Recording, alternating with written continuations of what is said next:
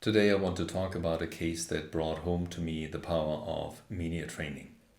In the early 90s, I was called in to help with a bit of a problem.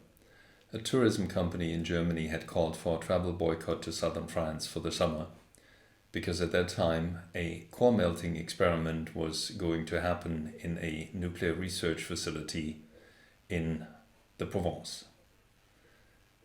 I got a call from my colleague from Paris who had been asked if they could help in mitigate this crisis.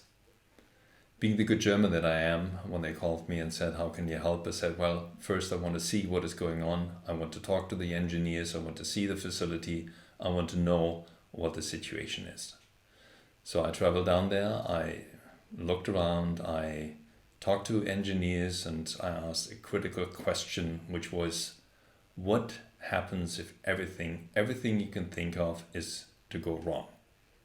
There was some hemming and hawing because no engineer wants to really entertain that kind of idea. But in the end, they volunteered the information that there would be a small radius of radiation that would be around the facility.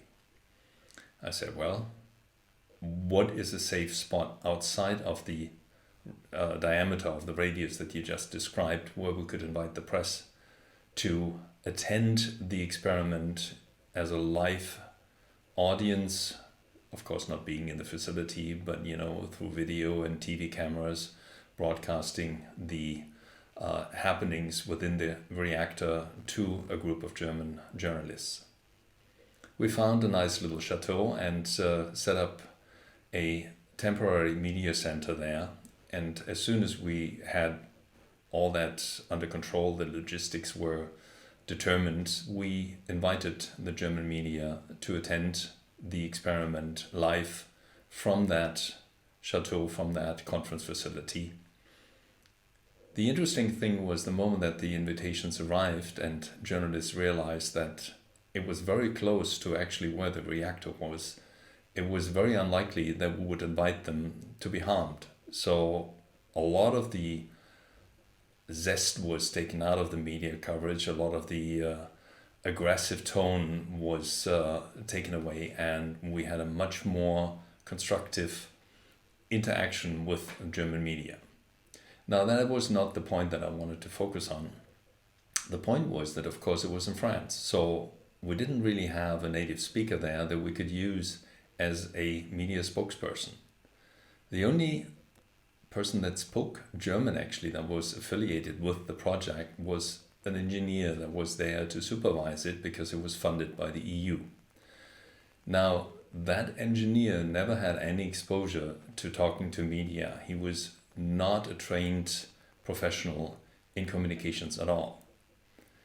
We developed the messaging strategy. We pulled together our core messages about the experiment, all the facts and figures that we needed to have, and we spent 2 full days with this engineer working on the delivery of those messages.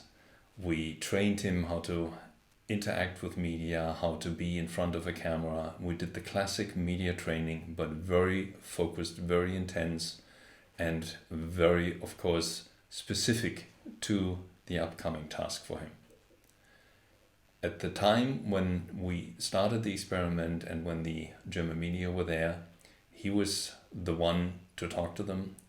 I spent the time with him. I was always there just a few steps away, watched and supervised what he was saying, how it was going.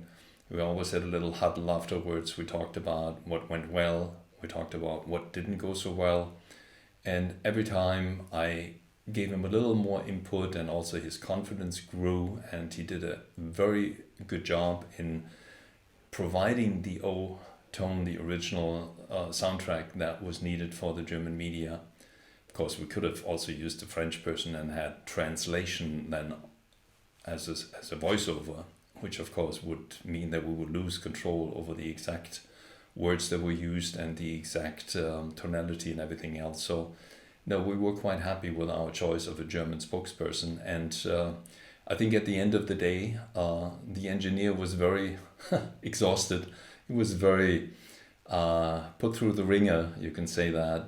But we think, and afterwards also when you looked at the footage that was provided, he did a very good job.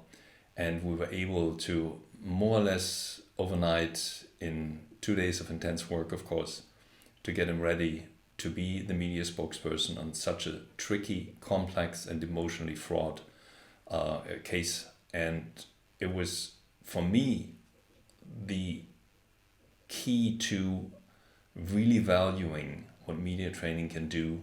It is amazing what you can do when you prepare well, when you're supported. You can even stand up to a large group of journalists that are out to get critical statements from you.